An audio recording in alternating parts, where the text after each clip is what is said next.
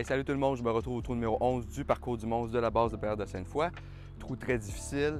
Ici, au moins, c'est un par 4. Fait que première shot de placement pour moi pour essayer de rentrer dans la fenêtre pour ensuite rentrer dans la forêt. Ça me fait penser un peu au trou numéro 1. Ici, j'y vais back-end avec un mid-range pour essayer d'être très straight là, dans le centre. Un peu understable pour essayer de me rapprocher de l'entrée de la forêt.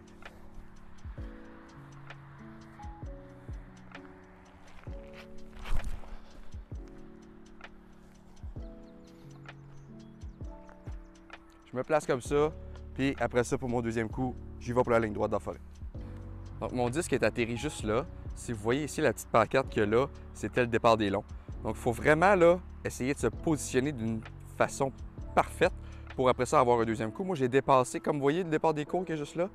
Moi, j'ai dépassé, mettons, de 15 pieds, puis ça vient de me bloquer quelques fenêtres. J'ai pas accès pour un birdie. Là. Mais si j'avais été à la hauteur du départ des cours, voyez-vous, entre les arbres, là, ça vient de s'ouvrir. Puis le chemin est là. Fait que, mettons le gravier ou le terre de départ des cours, ça serait une belle option du départ des longs à viser. Ça fait que je pense que la seule chose qu'il me reste à faire ici, ça serait de bien me placer pour sauver mon par. Fait que d'avancer le plus possible et de me mettre le plus dans le centre. Fait que je vais avec un mid-range straight, que je vais lancer un prizer pour essayer de bien me placer pour mon prochain coup.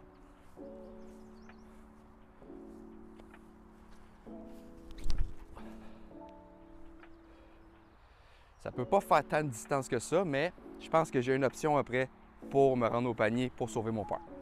Personnellement, je trouve que c'est un des trous les plus difficiles avec le trou numéro 1 parce qu'il faut bien se placer pour le premier coup. Puis même quand tu es au départ des cours, tu n'es pas assuré de te rendre jusqu'au panier pour ton bird. Là. Il y a de l'arbre ici. Là. Ça fait qu'il faut vraiment bien jouer tous les coups sur ce trou-là pour essayer d'aller chercher ton bird ou sauver ton par.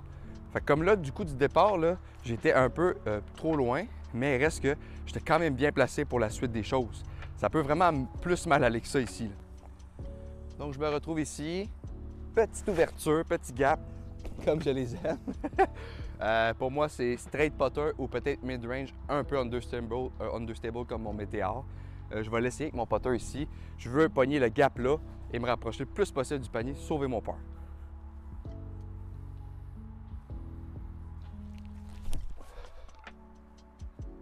Go, go, go, go, go! Wouhou, que ça passe des proches!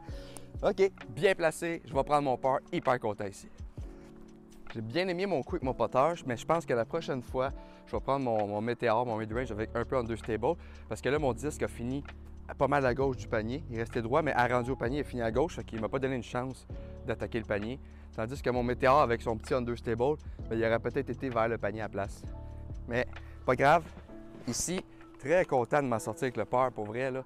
Un trou assez difficile, surtout du départ. Si jamais tu manques ta première shot, tu viens de naviguer en essayant de sauver ton par puis peut-être faire un bogey. Fait que c'est hyper dangereux. Premier coup, très important. Deuxième, faut pas pogner l'arbre, aller se positionner.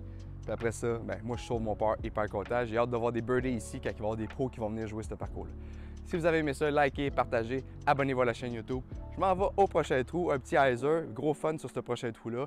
Puis surtout, tout le monde, bon disc golf. Hey, ciao!